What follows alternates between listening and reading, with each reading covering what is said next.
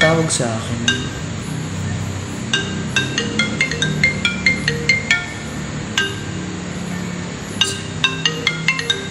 Sasagutin ko ba?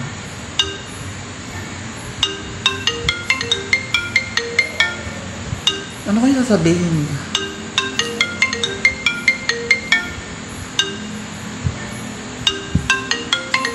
Teka lang ha. Sagutin ko na ba?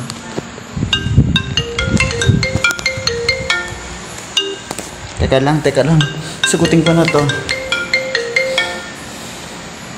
Hello? Oo. O Ate Ning. Napatawag po kayo. Ha? Papalisin na po kami dito sa bahay. Naku. Baka po pwedeng bigyan niyo po ako kahit isang linggo pong palugid kasi kahit ako po gipit din. Yung sinisingil ko po hindi pa po nagbabayad. Ano po yan? Huwag naman po basta-basta wala po kong nilipatan. Maawa naman kayo. Tinig naman eh.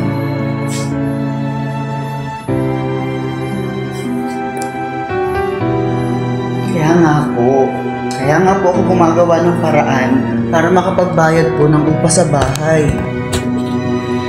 Hindi niyo po ba naiintindihan yun? Nung nakaraan, isugod ang tatay ko sa ospital dahil nagkaroon siya ng colon cancer. Hindi ko nga po alam kung saan po ako kukuha ng bayad sa ospital eh. Tapos yung nanay ko, Hindi ko na alam kung anong gagawin ko. Kaya, please, kahit isang linggo na lang po. Magbabayad din naman po ako eh. Pero wag naman yung agad-agad. Wala pa po kaming pupuntahan. Naggagamot pa ang tatay.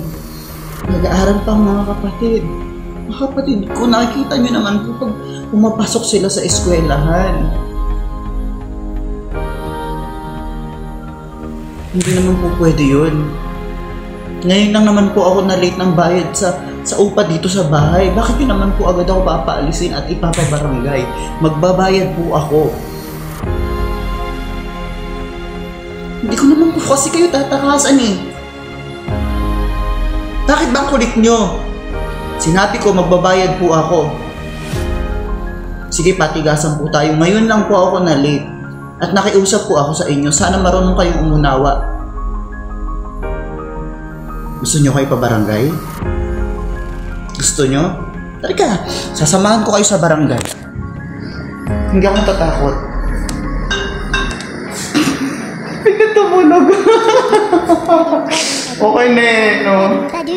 Ito na, nandun na tayo sa exciting part 3, tapos biglang 10. Burn. Epic. Pero kailangan medyo i-ano pa. Expression parang yung bang yung parang nagalit ka, yung parang bigla kang hinay blood, yung ganon.